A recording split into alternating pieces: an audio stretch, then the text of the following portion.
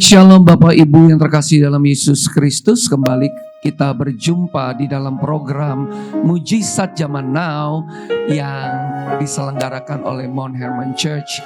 Kami percaya bahwa program yang dibuat ini akan sangat memberkati tubuh Kristus yang menyaksikannya. Dan setiap hal yang dibicarakan di tempat ini akan benar-benar memperlengkapi dan membawa mujizat di dalam kehidupan Bapak Ibu semua. Sebelum kita masuk kepada pembicaraan kita di dalam program Mujizat Zaman Now ini, mari sebelumnya kita berdoa dan kita ingin menyembah Tuhan. Mari kita berdoa. Bapa, terima kasih untuk kesempatan kembali kami dapat bersama-sama di dalam program Mujizat Zaman Now yang diselenggarakan oleh Mount Hermon Church. Terima kasih, kami berdoa agar program ini Tuhan dapat menjadi berkat bagi setiap mereka yang menyaksikannya. Dan kami percaya bahwa mujizat benar-benar dialami bagi setiap mereka yang bersama-sama memuji, menyembah, dan beribadah bersama-sama di dalam program Mujizat Zaman Now ini. Terpujilah Engkau ya Bapa, kami serahkan sesi program Mujizat Zaman Now pada saat ini ke dalam tangan-Mu, hanya di dalam nama Tuhan Yesus Kristus. Haleluya.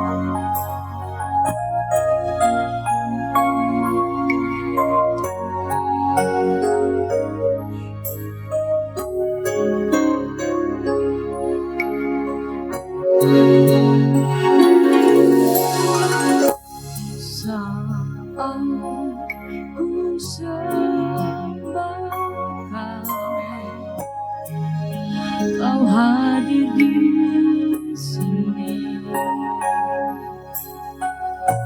saat ku berseru. Kau pulihkan hati ini, sebab itu ku nyanyi haleluya. Terpujilah Tuhan.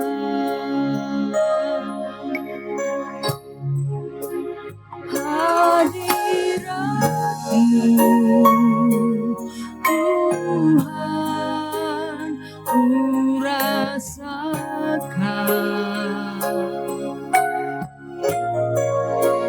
Hadirat-Mu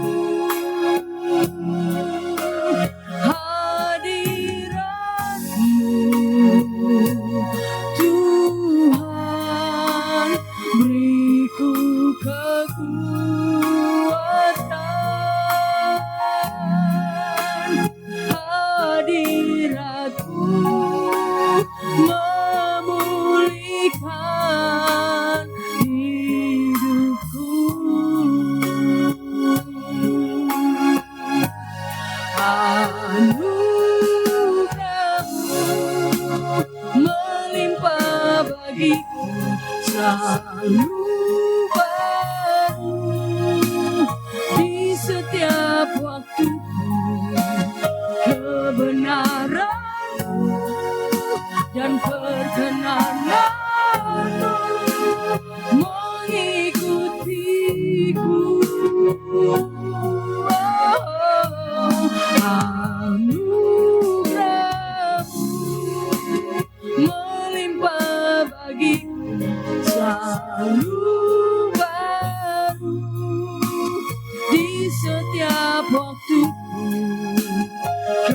kebenaran-Mu dan perkenanan-Mu mengikutiku sepanjang hidupku. Anugerah-Mu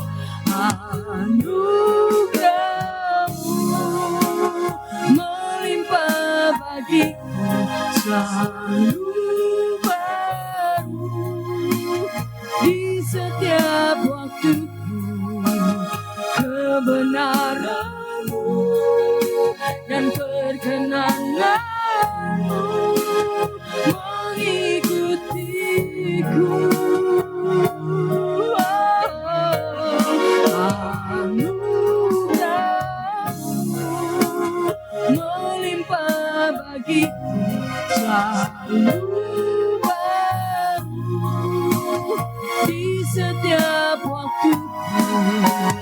Kebenaran-Mu dan perkenanan-Mu mengikutiku sepanjang hidupku. Kebenaran-Mu dan perkenanan-Mu mengikutiku sepanjang hidupku. Kebenaran-Mu dan perkenanan-Mu mengikutiku sepanjang hidupku.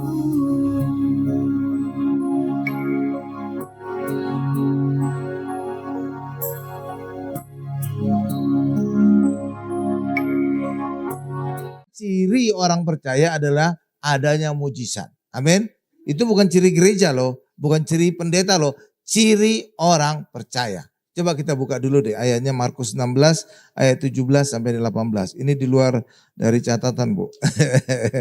Karena Markus 16, 17, 18 jadi berurutan. Markus terakhir ya. Jadi mujizat itu orang Kristen tidak boleh anti. Orang percaya tidak boleh anti karena ciri orang percaya adanya mujizat. Amin Bapak Ibu. Iya, ya.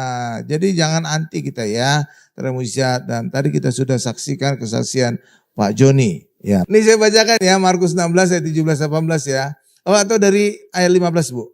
Ayat 15 supaya ada konteksnya. Nih saya bacakan. Lalu ia ini siapa? Yesus berkata kepada mereka, pergilah ke seluruh dunia, beritakan Injil kepada segala makhluk. Jadi Injil itu apa? Berita kabar baik tentang Tuhan Yesus.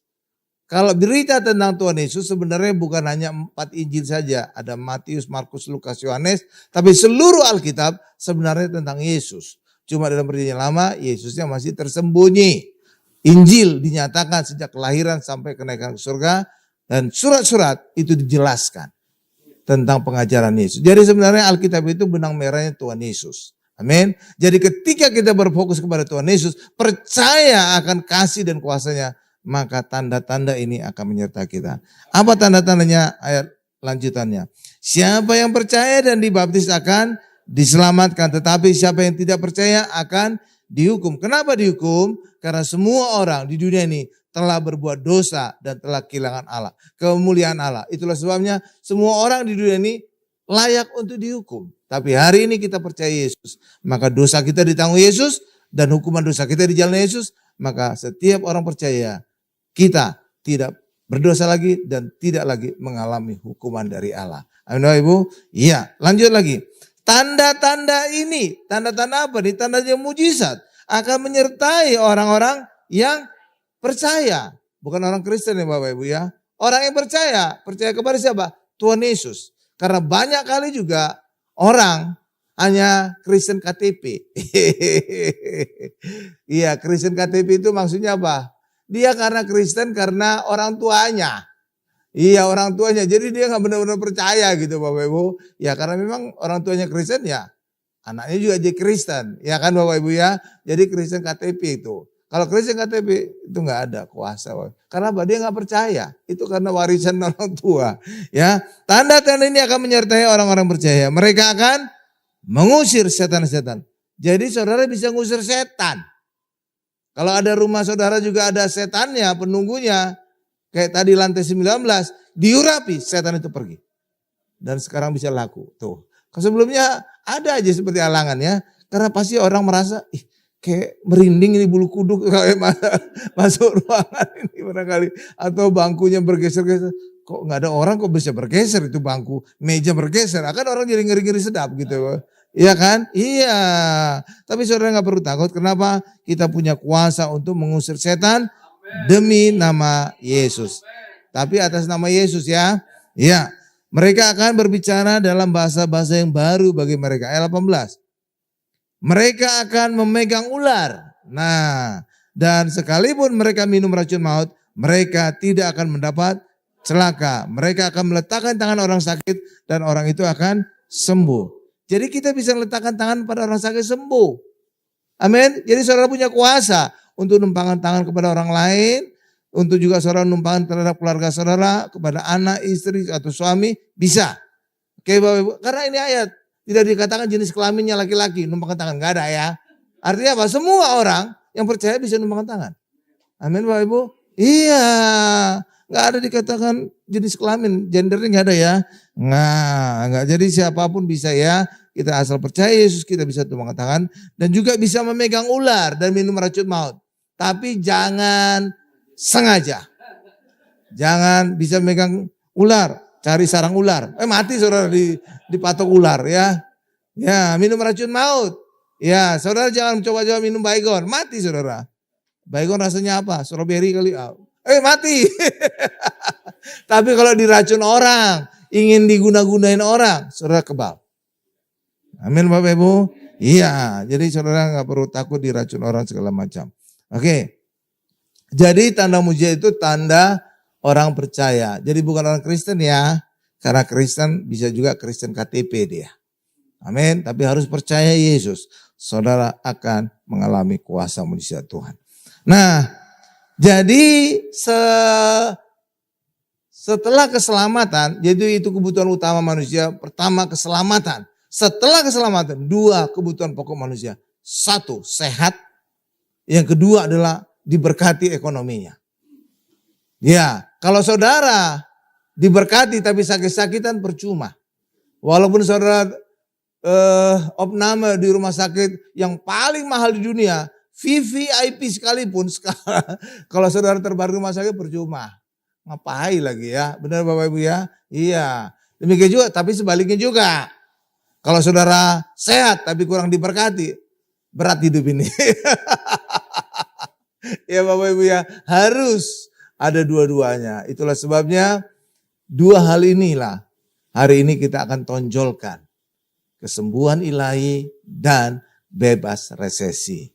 Dan itu dikuatkan lagi dengan kesaksian-kesaksian. Selang-seling nanti saya coba buat kesaksian bebas resesi, kesaksian kesembuhan ilahi, kesaksian bebas setan, segala macam Bapak Ibu.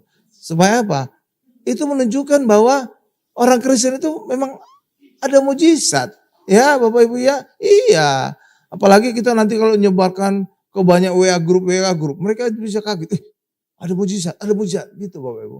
Ya. Amin Bapak Ibu. Makanya ya kita nanti akan mulai menggalakkan KKR ini. Kesembuhan ilahi dan juga bebas resesi ya Bapak Ibu ya. Karena inilah dua hal yang dibutuhkan oleh orang.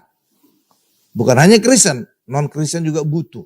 Siapa yang gak butuh sehat? Benar gak Bapak Ibu? Siapa yang gak butuh diberkati? Semua orang butuh. Seluruh dunia butuh, ya kan? Ya, jadi itu kebutuhan pokok. Jadi ketika kita memberikan alternatif kesembuhan ilahi, alternatif diberkati ekonomi secara luar biasa, orang akan datang. Ketika ada demonstrasi kuasa mujizat Tuhan, saudara tahu, bukan hanya orang Kristen yang datang. Tetangga sebelah juga bisa datang Bapak Ibu. Lah ketika dia hampir mati, vonis misalkan kanker stadium 4, hitungan bulan umurnya, apa enggak dia mulai panik? siapapun dia akan datang. Bener Bapak Ibu. Iya. Ketika orang-orang panik gitu, saudara cerita tentang Yesus kesemuanya pasti ditelan. Lah dia udah nggak ada harapan lagi. Dokter udah angkat tangan. Loh, siapa lagi? Iya, mungkin dia perlu dukun turun tangan gitu Bapak Ibu. Ya terserah dia lah, alternatif segala macam. Tapi nyatanya itu juga nggak berhasil. Ketika dia mendengar tentang kesembuhan ilahi, kok ada situ, ada pengharapan. Ketika dia sembuh, wah, bertobat dia Bapak Ibu. Ternyata di sini ada Tuhan. Iya. Jadi ya saudara percaya saja bahwa ketika kita percaya Yesus, maka kuasa mujizat itu menjadi ciri hidup kita. Makanya juga saya selalu khotbah tentang Tuhan Yesus. Kenapa? Banyak orang nggak khotbah tentang Tuhan Yesus Bapak Ibu. Banyak gereja, banyak pendeta. Khotbahnya tentang kehidupan sehari-hari kan. Karena mereka berpikir, jemaat butuh tentang kehidupan sehari-hari, tuntutan kayak gitu Bapak Ibu. Tapi enggak Bapak Ibu. Ketika kita khotbah Yesus, dua hal yang saya dapatkan selama ini. Dua hal besar. Satu, di dalam Markus juga dikatakan, Markus terakhir, Tuhan memeteraikan firman itu dengan tanda dan mujizat. Memeteraikan dengan tanda mujizat. Jadi khotbah-khotbah saya, pelayanan saya itu bukan hanya biasa-biasa, tapi banyak mujizatnya. Buktinya di tempat ini juga kan, Pak Joni tadi sudah menyaksikan kan, itu kan mujizat Bapak Ibu. Kalau nggak mujizat apa dong namanya? Iya kan? Iya, jadi ada tanda mujizat. Yang kedua, ketika kita mengkhotbahkan Yesus, selalu ada pewahyuan baru yang kita alami. Ada singkapan-singkapan gitu Bapak Ibu. Iya, ketika kita mengkhotbahkan Yesus kayak membukakan kita rahasia-rahasia gitu Bapak Ibu.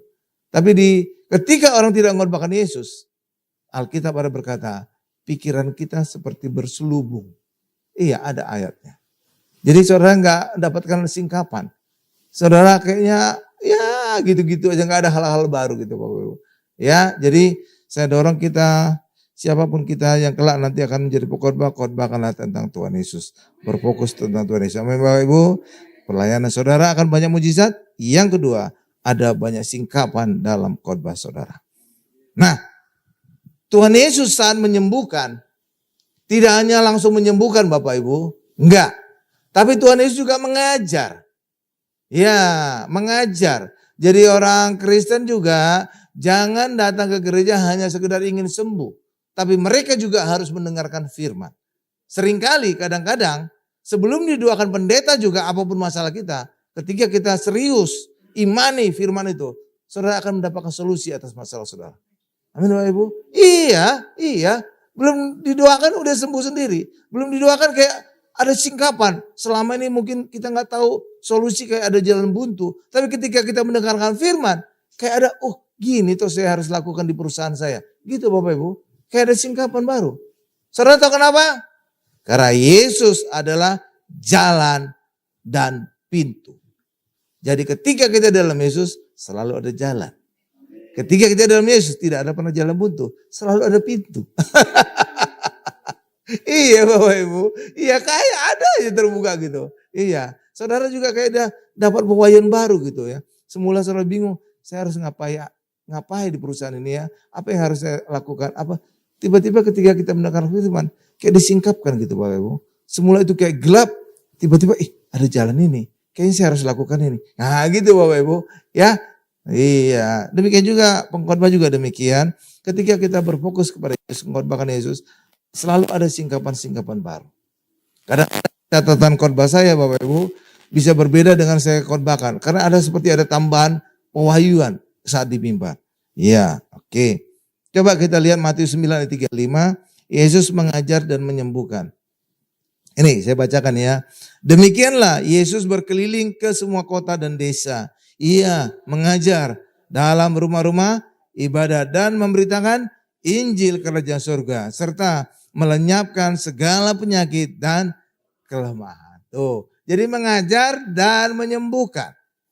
Ya, supaya apa? Supaya orang punya dasar dulu untuk punya iman. Punya dasar dulu ada pengharapan. Dan ketika mereka punya iman dan pengharapan, ketika dijamah Tuhan, langsung sembuh. Oke Bapak Ibu ya, saya tanya saudara deh.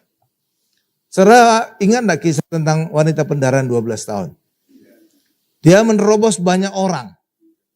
Akhirnya dia sampai kepada Yesus, dia jamah ujung jubah Yesus dan dia disembuhkan. Benar Bapak Ibu?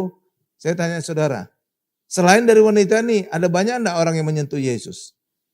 Hah? Banyak, namanya juga Yesus lagi dikerumun banyak orang. Makanya ketika Yesus bertanya kepada murid-muridnya, siapa yang menjamah aku? Siapa yang menjamah? Gini banyak orang, pasti semua orang menjamah Yesus. Iya, ada dialog antara Tuhan Yesus dengan muridnya. Ketika Tuhan Yesus bertanya, siapa yang menjamah aku? Loh, kok siapa yang menjamah? Orang gitu banyak orang yang menjamah engkau semua itu Tuhan. Iya Bapak Ibu. Jadi walaupun banyak yang menjamah, hanya satu orang yang sembuh. Apa menjadi pembedanya? Apa yang membedakan wanita ini dengan orang lain? Karena wanita ini ada iman. Walaupun orang lain itu menjamah Yesus, bahkan memeluk sekalipun Yesus. Kalau mereka tidak ada iman, tidak ada yang terjadi.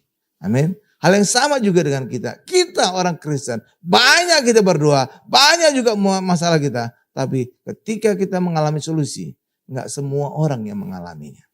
Tapi ketika kita berdoa dengan iman, disitulah ada solusi yang diberikan Tuhan atas masalah kita. Amin Bapak Ibu. Nah, jadi enggak semua orang Kristen ngalami mujizat. Lah iya seperti jadi wanita pendaran tadi. Banyak orang yang mengerumuni Yesus. Tapi hanya satu wanita yang dapat kesembuhan. Wanita pendaran tadi. Oke Bapak Ibu ya. Nah ini ditegaskan lagi di dalam Mazmur 107 ayat 20. Disampaikan firman-Nya, disembuhkan dia dan diluputkan dari liang kubur. Mazmur 107 ayat 20.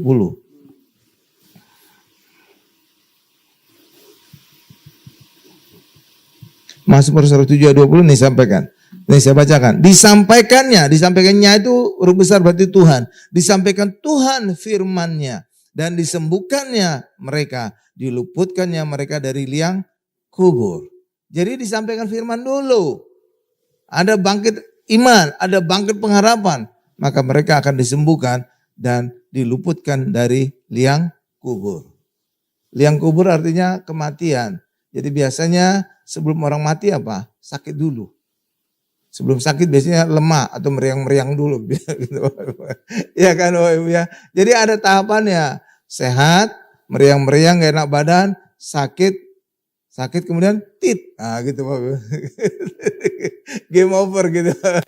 Ya kan. Jadi ada tahapannya kan. Nah iya gitu Bapak Ibu. Jadi ketika kita mendengarkan firman, maka firman itu bisa membuat kita sembuh. Ya, ini sesuai dengan firman tadi. Disampaikan firman-Nya, disembuhkan dan diluputkan dari liang kubur. Jadi ketika kita membaca firman, kita bisa sembuh. Kita bisa bebas dari maut. Amin Bapak Ibu? Iya kan? Iya. Jadi firman itu adalah diilhamkan oleh Roh Kudus. Benar Bapak Ibu? Ada ayat berkata ya. Dalam bahasa aslinya itu bisa saja dikatakan nafas, dinafaskan oleh Roh Kudus.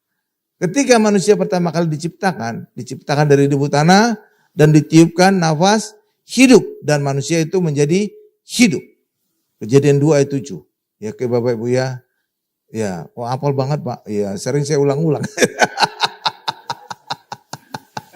Kejadian 2 ayat 7. Oke Bapak Ibu ya. Iya Bapak Ibu ya. Jadi manusia itu awalnya mati di tanah, tapi ketika ditiupkan nafas hidup, manusia itu menjadi makhluk hidup. Jadi Alkitab itu adalah nafasnya Allah. Itulah sebabnya ketika kita suka baca Alkitab, kita beroleh semakin banyak nafas Allah, maka semakin sehat dan hiduplah kita. Amin Bapak Ibu. Makanya kalau kita makin udah umur 50 ke atas, ya rajin-rajinlah baca Alkitab. Ya, karena itu nafasnya Allah, saudara bisa makin sehat ya. Iya, kalau seandainya Alkitabnya jangan yang kecil-kecil, yang gede-gede. Ada sekarang Alkitab yang besar-besar gitu, Bapak Ibu. Iya, hurufnya besar-besar.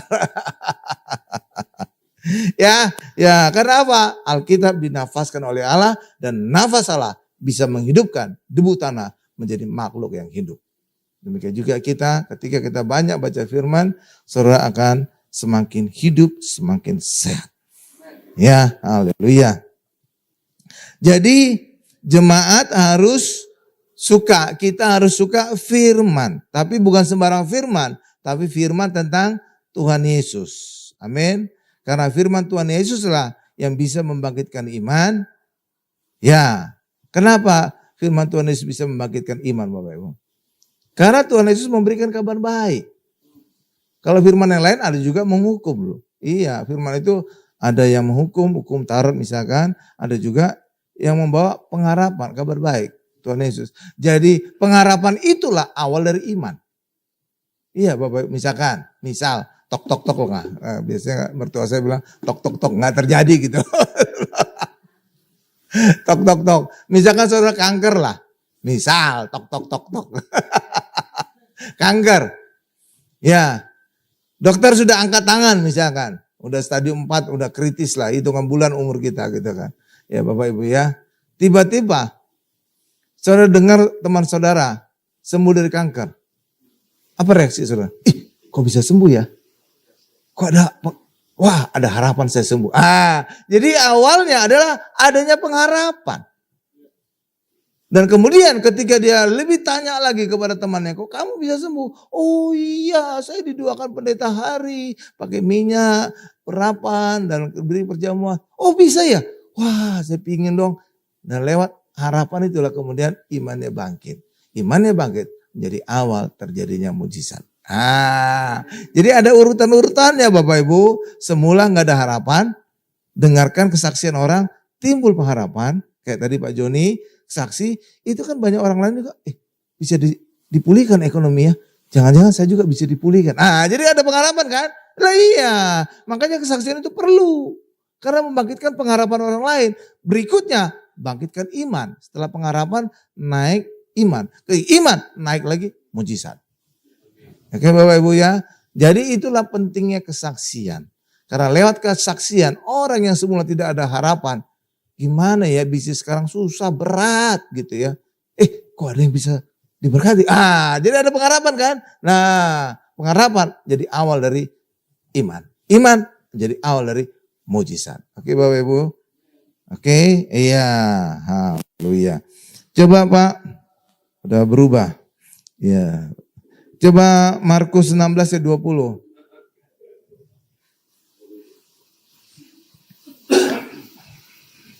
Jadi bukan sembarang firman ya, tapi firman tentang Tuhan Yesus. Karena Tuhan Yesus lah yang membawa pengharapan bagi kita.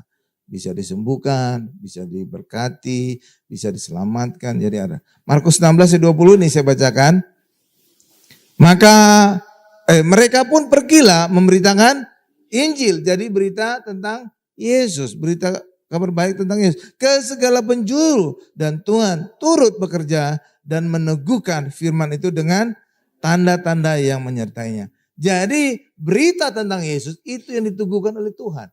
Kalau berita kehidupan sehari-hari, nggak ada ayat yang berkata Tuhan meneguhkan. Makanya tadi sia-sia khotbah tentang kehidupan sehari-hari. Nggak ada membawa perubahan dampak. Makanya saya selalu getol sekali khotbah tentang Yesus. Karena itu yang bisa membawa dampak bagi kita. Karena apa? Diteguhkan oleh Tuhan Yesus. Dengan tanda. Tanda apa? Tanda mujizat. Amin Bapak Ibu? Iya dong. Iya. Karena itulah bagi kita.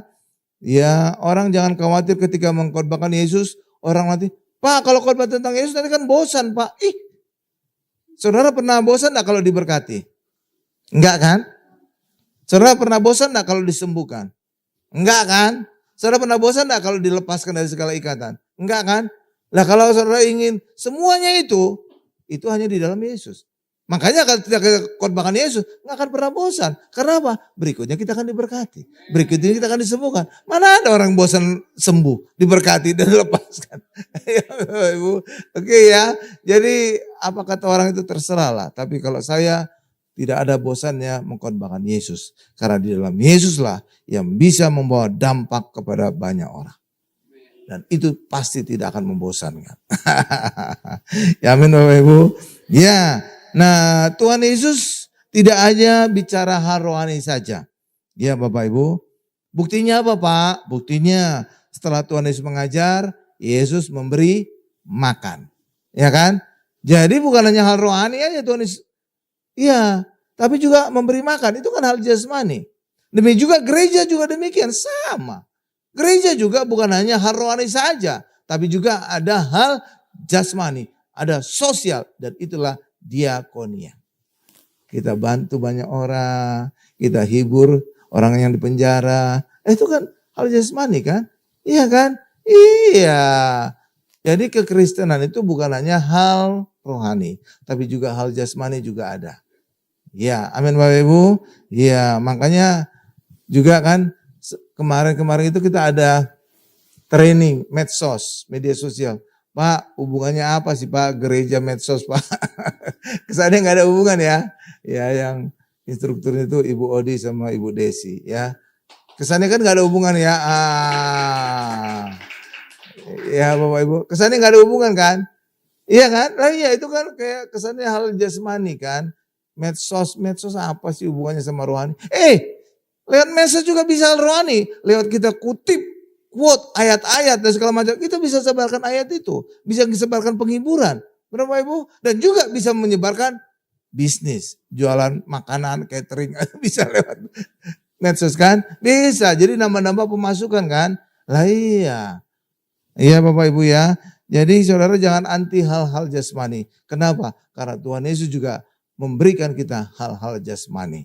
Karena Yesus juga setelah mengajar juga memberi makan 5.000 orang. Itu hal jasmani. Oke Bapak Ibu ya. Iya gereja itu kan ada diakonia kan. Iya diakonia itu bukan rohani, itu jasmani banyak. Aksi sosial, panti asuhan, itu kan jasmani kan. Iya, jadi gereja bukan hanya melulu hal rohani ya. Amin Bapak Ibu. Demikian juga dalam surat-surat Rasul Paulus. Emang itu tentang bicara rohani aja Rasul Paulus? Enggak. Rasul Paulus bicara tentang apa? Bantuan keuangan kepada gereja di Yerusalem. Tuh, ada bantuan keuangan. Iya Rasul Paulus ada nulis dalam suratnya. Ada bantuan keuangan kepada gereja di Yerusalem. Benar kan? Lah iya, jadi enggak halnya rohani aja enggak. Oke, Bapak Ibu. Iya, jadi Rasul Paulus bicara tentang bantuan keuangan kepada gereja di Yerusalem. Nah, gereja juga perlu dibantu. Kenapa? Kan Tuhan Yesus juga pelayanan dibantu banyak orang. Iya. Iya, Bapak. Yang bantu siapa? Ibu-ibu. Iya, Bapak Ibu. Nih, saya buktikan. Itu bukan kata saya tapi kata Lukas 8 ayat 3, Pak. Lukas 8 ayat 3. Nih saya baca. Yohana istri bendahara Herodes. Ternyata bendahara juga orang rohani itu. Istri. Ya. Jadi sekarang saya baru tahu Bapak Ibu. Kalau wireless ini memang praktis ya nggak ada kabel gitu. Tapi suka baterainya cepat habis gitu Bapak Ibu. Kalau kabel memang agak ganggu-ganggu tapi mantep. Jadi ada plus minus ya, nggak apa-apa lah. Nih, Yohana istri Kusa, bendahara Herodes. Ya, bendahara Herodes juga cukup rohani. Susana dan banyak perempuan lain, banyak perempuan loh Bapak Ibu. Iya, perempuan-perempuan ini melayani rombongan itu. Rombongan siapa? Rombongan Tuhan Yesus dengan kekayaan mereka. Tuh lihat. Tuhan Yesus saja perlu bantuan. Itu bukan kata saya loh. Ini kata ayat. Iya. Ya amin Bapak Ibu ya. Iya luar biasa. Nah ya. Nah sekarang kita coba lihat ada kisah menarik tentang ketika Tuhan Yesus memberkati Petrus dengan banyak ikan. Coba Lukas 5 ayat 3 sampai 11. Nanti kita sama-sama baca ya. Di sini banyak rahasia loh Bapak Ibu. Iya pokoknya banyak singkapan lah. Kenapa Tuhan kayak menyingkapkan banyak rahasia pewahyuan bagi kita, bagi saya. Lukas 5 ayat 3 sampai 11. Nih saya bacakan ya. Iya, siapa ini? Iya nih Yesus. Tuhan Yesus naik ke dalam salah satu perahu itu, yaitu perahu Simon. Dan menyuruh dia supaya menolakkan perahunya sedikit jauh dari pantai. Lalu Yesus duduk dan mengajar orang banyak dari atas perahu. Jadi artinya ada penyampaian firman lebih dulu. Terus lanjut Bapak Ibu.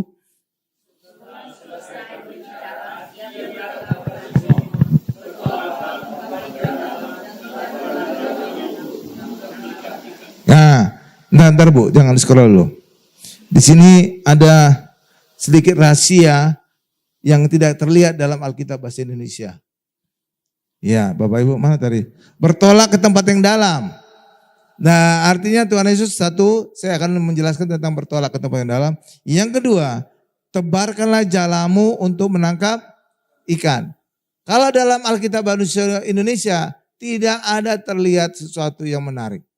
Tebarkanlah jalamu. Tapi kalau kita lihat versi bahasa Inggrisnya, King James atau New King James, maka kelihatan Yesus berkata, tebarkanlah banyak jala-jalamu. Nets. Plural. Coba Bu, tampilkan Bu. Tapi nyatanya Petrus menebarkan hanya satu jala. Yesus berkata, tebarkan jala-jalamu. Jamak. Coba lihat itu, coba blok Bu yang netsnya. Iya, tuh. Jamak kan? Nets. Tapi bahasa Indonesia tadi nggak kelihatan ya. Jadi ada benefitnya juga kalau kita bandingkan Alkitab gitu. Bahasa Indonesia, bahasa Inggris, bahasa Indonesia. Ada sesuatu yang rahasia gitu. Nets ya. Jadi artinya Tuhan Yesus berkata kepada Simon, tebarkanlah jala-jalamu. Plural ya, jamak ya. Tapi nyatanya coba kita lihat ayat 5-nya. Ya, ayat 5. Simon menjawab, Guru, telah sepanjang malam kami bekerja keras dan kami tidak menangkap apa-apa. Tetapi karena engkau menyuruhnya, aku akan menebarkan jala juga. Jalannya nggak ada sesuatu yang menarik. Tapi saudara lihat versi bahasa Inggrisnya. Jalannya cuma satu. Bu, tampilkan bahasa Inggrisnya Bu. Nah itu perintah Yesus, nets. Coba reaksi Simon. Di bawahnya ayat 5, Lukas 5 ayat 5, ujung. Ya Bu, di blok Bu. Ujung kalimat itu. Saudara itu nets. Satu. Perintah Yesus jala-jala, dilakukan Petrus satu. Tapi bahasa Indonesia nggak kelihatan ya. Ada singkapan. Ya kan? Ya terus lanjutlah bahasa Indonesianya Bu. Nanti dipikir pelajaran bahasa Inggris lagi. Nebakan jala dan ayat 6. Ayat 6 saya atau Bapak Ibu? Iya Bapak Ibu silakan.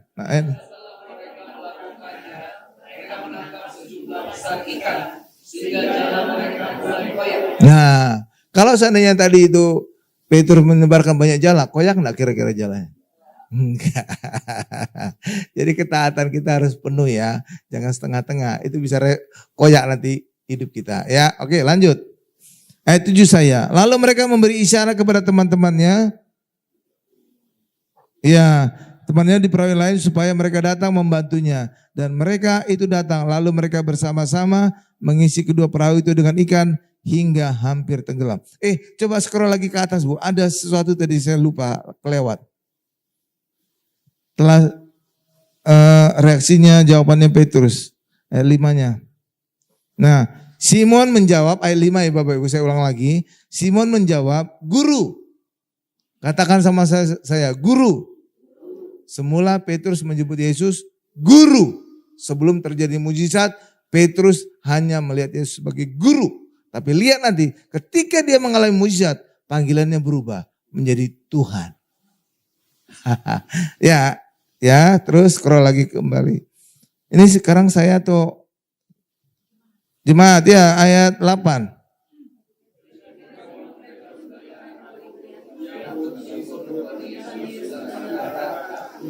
Stop. Apa sebutannya? Berubah ya. Semula panggilannya apa? Guru. Sebelum mujizat, tapi setelah mujizat Tuhan.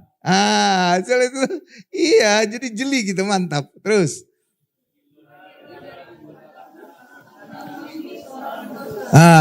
Bertobat ini Petrus. Sadar dosa sekarang. Ya, 9 saya baca. Sebab ia dan semua orang yang bersama-sama di dunia takjub oleh karena banyaknya ikan yang mereka tangkap. Ayat 10 Bapak Ibu.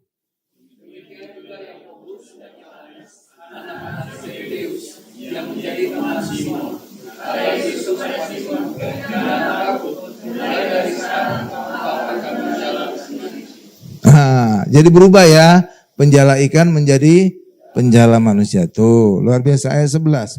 Dan sesudah mereka menghela perahunya ke darat, mereka pun meninggalkan segala sesuatu lalu mengikut Yesus. Ya, sudah Bu. Saudara lihat itu ada singkapan beberapa ya. Satu, yang diperintahkan Yesus banyak jala. Yang dilakukan Petrus hanya satu jala. Makanya jalannya hampir koyak. Amin. Karena apa? Tuhan akan memberkati dia banyak sekali ikan. Makanya diperintahkan Yesus, tebarkan jala-jalamu. Ternyata dia cuma satu jala. Ya jelas koyak lah. Orang harusnya berkat itu untuk banyak jala kok. Amin Bapak Ibu. Nah itu dia. Yang kedua, ketika dia sebelum mengalami mujizat, sebelumnya dia mengenal Yesus hanya sebagai guru. Tapi ketika dia melihat mujizat, saat itulah dia bertobat dan menyebut Yesus sebagai Tuhan. Amin Bapak Ibu. Disitulah pertobatan. Dari situlah kita bisa melihat pertobatan itu di belakang atau di depan. Di belakang, ngalami mujizat dulu, baru itu menuntun orang kepada pertobatan.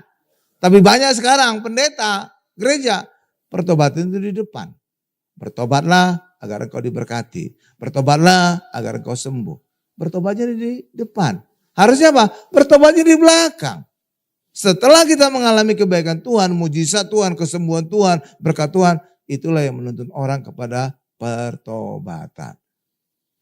Inilah perjanjian baru. Jadi bedanya perjanjian baru dengan perjanjian lama bertobatnya di depan. Kenapa? Belum ada yang bayar.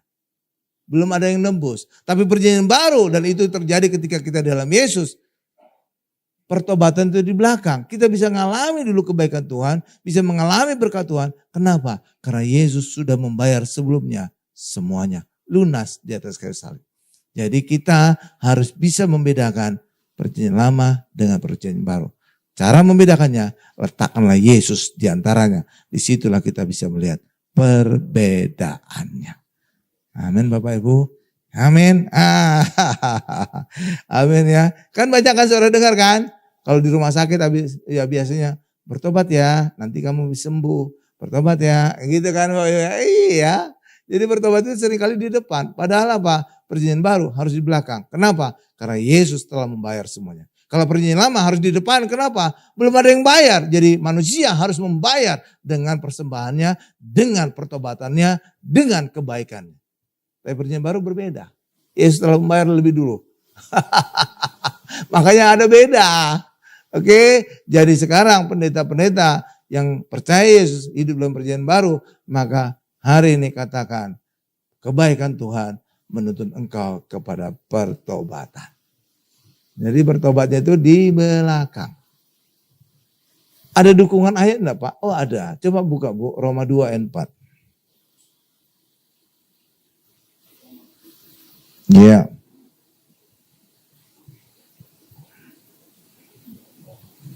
Nih Roma 2 ayat 4 nih saya bacakan. Maukah engkau menganggap sepi kekayaan kemurahannya, kesabarannya dan kelapangan hatinya? Tidakkah engkau tahu bahwa maksud kemurahan Allah ialah menuntun engkau kepada pertobatan. Jadi pertobatan ini di belakang. Jadi ketika kita mengalami kebaikan Tuhan, itulah yang menuntun kita kepada pertobatan. Amin Bapak Ibu. Ya saya kasih contoh ilustrasi perbandingan yang rada menggelitik. Saudara pernah enggak ngajak teman saudara ke gereja? Pernah enggak? Kadang-kadang reaksinya menolak. Kadang-kadang ngomongannya ketus. Iya, kadang-kadang ngomongannya, emangnya di gereja dapat apa? Emangnya di gereja ngapain? Buang-buang waktu. Bagusan saya tidur istirahat, besok saya kerja. Gitu Bapak. Saudara tahu kenapa mereka jawabnya demikian? Karena mereka tidak sadar akan kasih Tuhan. Sehingga mereka berkata, semua itu enggak percuma di gereja. Tapi ketika mereka mengalami kasih Tuhan, misal kanker, stadium 4, vonis mati, hitungan bulan hidupnya. Ketika dia sembuh, didoakan, diurapin, nerima perjamuan kudus.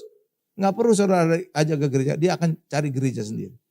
Karena apa? Ada ucapan syukur di hatinya. Saudara itu, iya benar. Dan itu saya alami juga di gereja lama. Ketika anaknya, ya sama, kanker gitu Bapak Ibu, leukemia, stadium 4, hampir mati. Kalau udah stadium 4 itu udah dekat-dekat tit gitu Bapak Ibu. Iya, iya, sembuh. Wih.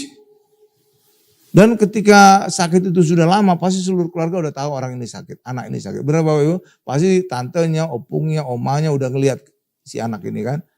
Jadi udah tahu anak itu sakit, akan meninggal. Tapi ketika didoakan, sembuh. Apa gak terbuka mata mereka sekeluarga? Kok bisa sembuh ya? Wah ini pasti Tuhan. Dan saudara tahu apa yang terjadi? Sekeluarga bertobat.